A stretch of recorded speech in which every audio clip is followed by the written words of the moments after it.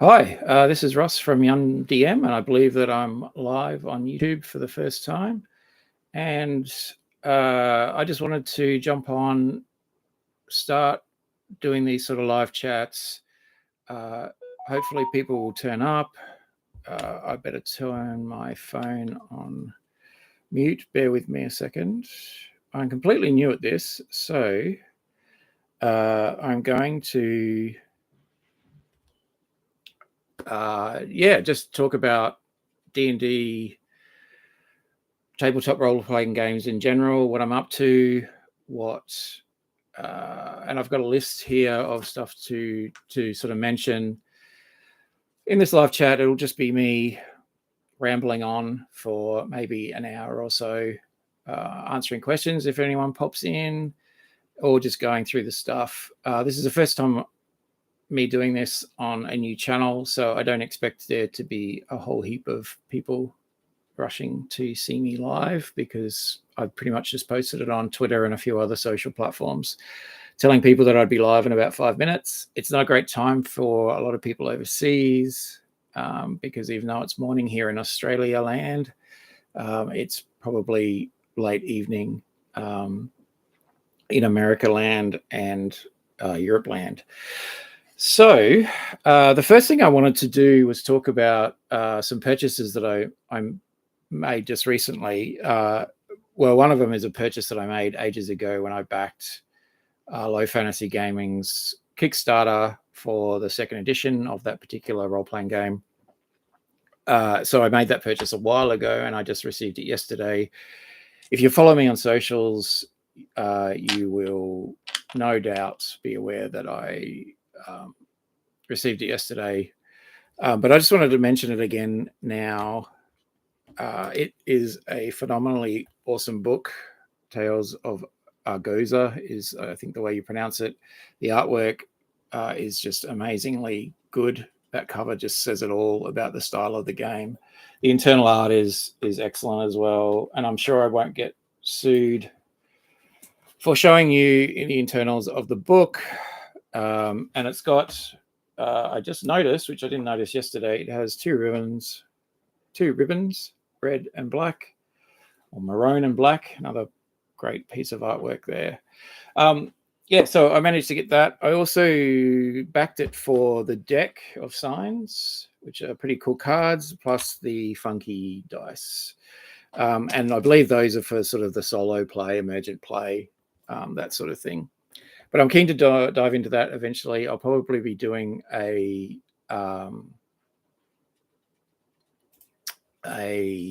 sort of a short for maybe a 3-session solo play on that, just to get a handle on the rules and just understand how the solo side of that game works, because he's added a lot of solo stuff in this second edition. What else do I have to mention? So what other things that I purchased, or I didn't actually purchase these.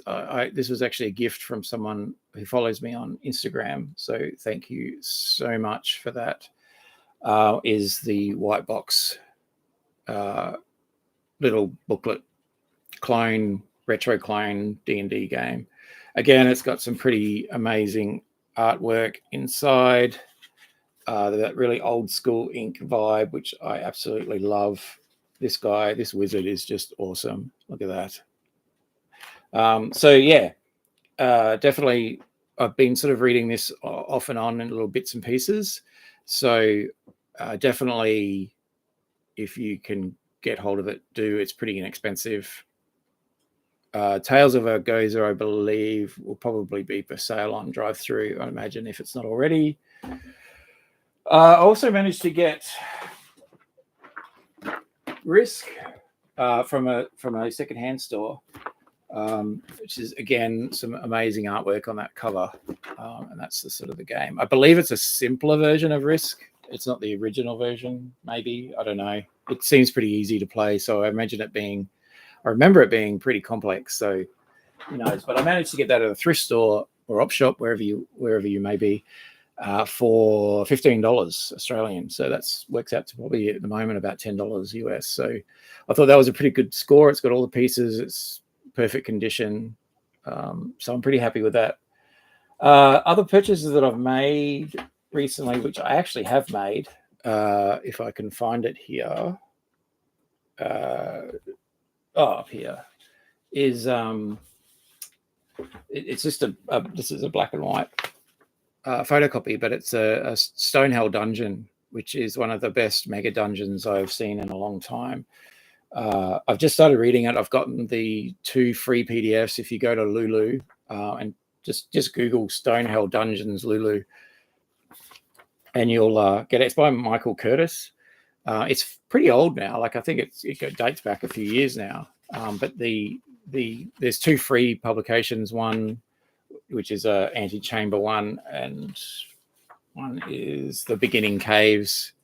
And then you can buy the other parts of it. I think there's 2 booklets. The one I've bought so far is down Night Haunted Halls. So I've got that, and it's like just there's some for some of the maps internally.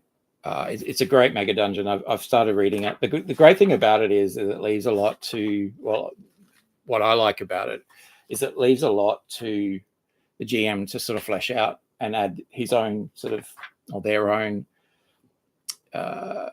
campaign world and all the fluff.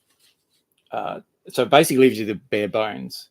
So this is sort of just like the entries for each room. So they're only like maximum like 2 to 4 lines long, and then you get to add all the fluff yourself. So I really like that style. I think I might try and use that moving forward for my own games. So that's it for purchases, I think.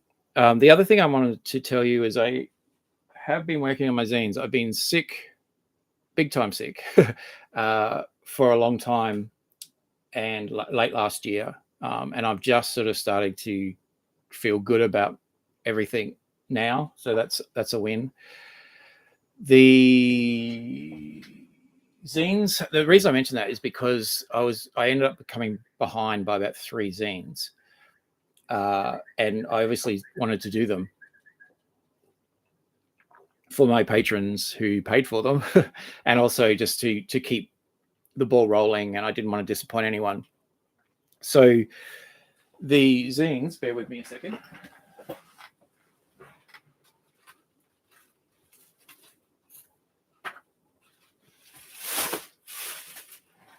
As you can see, maybe this study is a bit of a mess at the moment, but I will be tidying it up soon.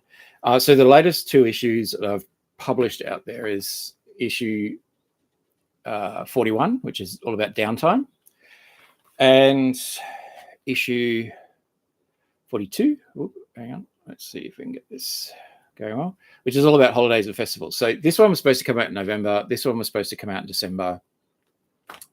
But they've been delayed. They've come out early this month.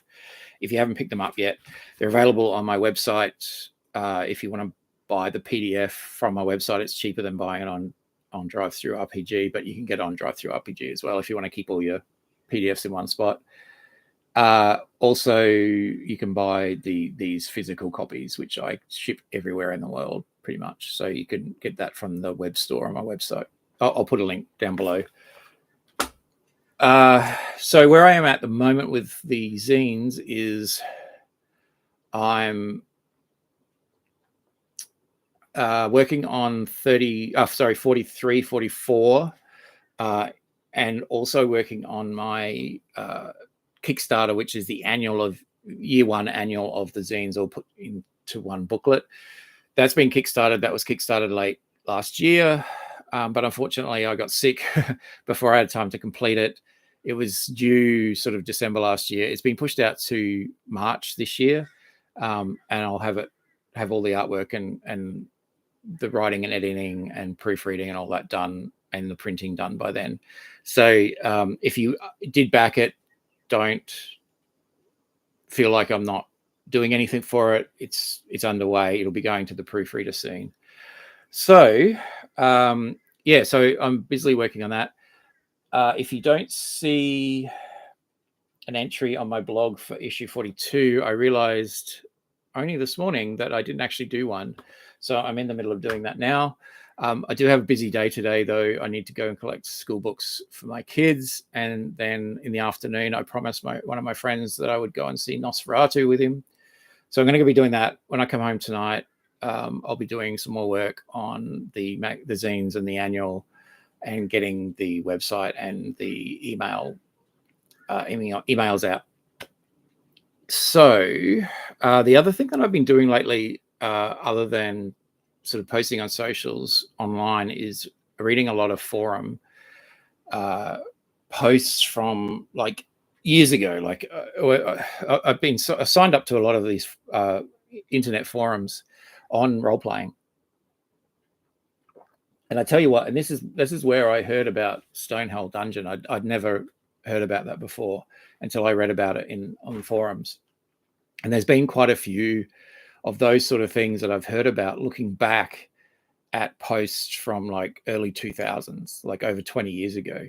And I think this is the power of the forum format, which is still going really strong today, is that you can easily find posts on Mega Dungeons or whatever you want to do. You can search the entire 20 plus years of or however long the forum's been going for, and find information that people have been talking about for the last 20 odd years.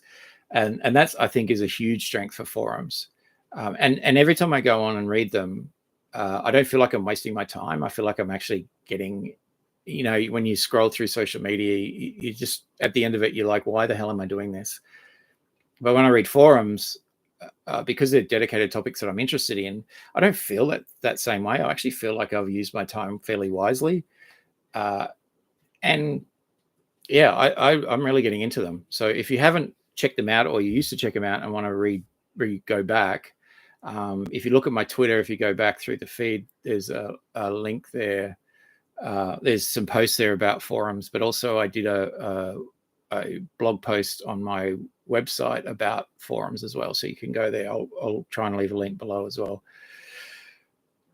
The other thing I've been reading, again, that I sort of picked up a forum thread, is about creating different classes in D&D.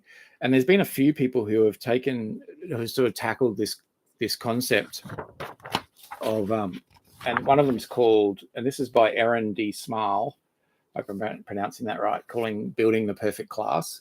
And it's about the classes in OD&D, and she basically boiled them down to their base, abilities and all that sort of stuff, and then added points, like XP points, to these abilities.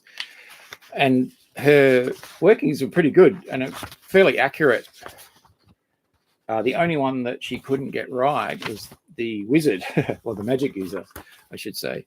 And this is just like a little, the different. You can see here the difference between her calculations and the base XP of the actual classes. Everything is 0 except for magic user, which is about 900 points out. I haven't finished completely reading this. I've got to read the second part of it. I've read the first part where she's done all the workings. And the second part is about the actual constructing your own classes based on this. So that's really interesting. There's another publication, I can't remember off the top of my head, I haven't read it yet, that deals with this as well, which it's pretty cool. It might work for later editions as well, if you play around with it. So this year also, I'm looking at starting a couple of campaigns. One will be online with a couple of friends of mine, and that'll be a different campaign in the fact that I want to add at the beginning of the campaign, I'm going to give them a plot of land, so like farmland, and I want them to, and they're keen to develop this land and produce food and everything for the keep that is nearby, which is owned by a prince who's come from another nation, but that's beside the point. And the plot of land that they'll need to manage and grow and get better Otherwise, they'll get kicked off it. So it's a way for really early PCs, really early sort of characters who start at first level to have a place that they can call home and they can come back to, even though it's a rundown farmstead. It's still theirs. You know, they can rest there, and part of the game will be sort of, you know, hiring people to tend the farm. You know, making sure crops are brought in on time. It sounds kind of boring, but I've worked out a system where it's still in testing phase, but I've worked out a system where with just a few rolls, that sort of stuff can be worked out. So it won't take up much of the game at all. In fact, it will probably take up time in between the sessions, which I'm hoping will be weekly. And then the PCs will then go off at an adventure and that sort of thing as well. But I'll be keeping exacto time. It won't be one-to-one time, I don't think. But it will be, I will be keeping strict time measurements. So like the days, weeks, months will go by. And they'll have multiple PCs. So if one of them is researching magic, one of them's injured and resting, then they can play some of their other PCs. The other one I'm starting, which is a solo one, which is sort of a continuation of one that I've done already, which is based with OSE, Old School Essentials. So fundamentally basic D&D, is my take on Keep of the Borderlands. So this B2 module is quite famous in old school land. But what I'm going to do is actually do what I did. So in the first campaign, which I've got some stuff on my website again, I'll try and put some links down below. But what I did was, bear with me for a moment. What I did was, is the old Dungeon Master's Guide had a map, which I don't know if I can find here. Here it is, which they used as a sort of example dungeon. And this is pretty famous in and of itself because it's in the DMSG. But what I realized is that the map is pretty much split into two pieces or two sections, which is this top section here up until this secret door. And then this sort of down the bottom bit is separate. So that's the only way in and out, that secret door. Everything else is blocked off.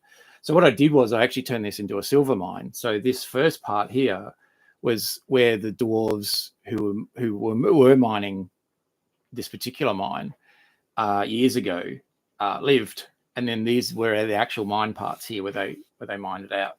So that's what I did in the last campaign, and the PCs were all first level, fresh PCs, and their job was to go into the silver mine for new dwarves who wanted to restart it up again and clear it out, basically make sure there was no nasties or anything in there.